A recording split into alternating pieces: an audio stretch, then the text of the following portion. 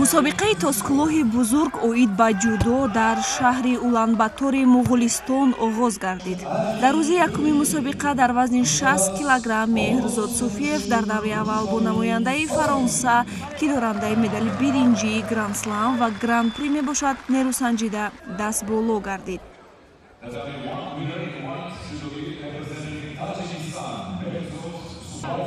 дар даври дуюм ҳарифи Суфиев варзишгари 27-солаи ҷопонӣ барандаи 9 каратаи нишони тиллои Гранд-слам ва 2 медали тиллои мастерс Рюиҷи Нагаяма рӯбарӯ шуд. Ин майдондорӣ бисёр маҷрои шадид касб кард. Дар сонияҳои охири сабқат Нагаяма ба гирифтани як вазари мушарраф шуда ба даври чорякниҳоӣ баромад. Барои Меҳрзод Суфиев мутаассифона Гранд-слами Улан-Батор ба анҷом расид.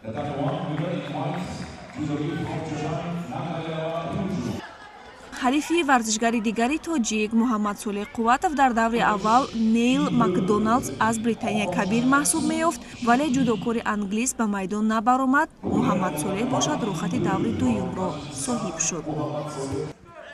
Энхтайван Ариюнболди муғул, ки 27 сол дорад, дар даври дуюм ҳарифи Муҳаммадсолеҳ ба ҳисоб мерафт. ҷудокори мо бо дарёфти як вазари варзишгари мизбонро аз сари роҳаш берун кард.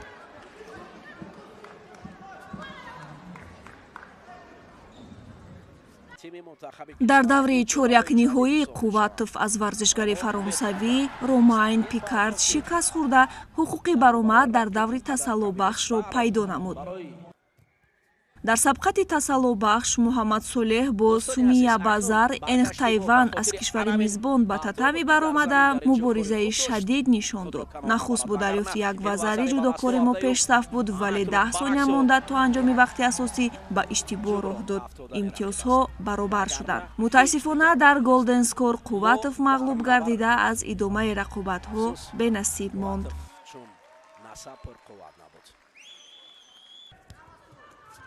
узви мунтахаби ҷудои Тоҷикистон Обид Ҷебов дар даври якуми вазни 66 килограмм бо ҷудокории Тайпей Чин Йен Минг Ченг нерӯ санҷид.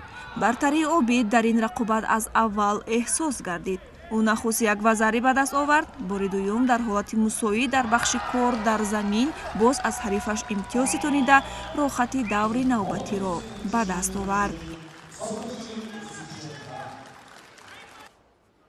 ин дафъа Обид бо Каромат Ҳусейнови Озарӣ даст ба гиребон шуд. Каромат аз аввал камфаъол буду хаставу бемадор менамуд. варзишгари тоҷик баръакс ҳуҷум мекард. зинрӯдовар ба Озарӣ сешидо дода Ҷебовро ғолиб эълон кард. дар даври чорякниҳоӣ Обид Ҷебовро ҷудокори мизбон ва барандаи феълии медали тиллои Гранд-слами Улан-Батор Эрхембаяр Баттоғ интизор аст.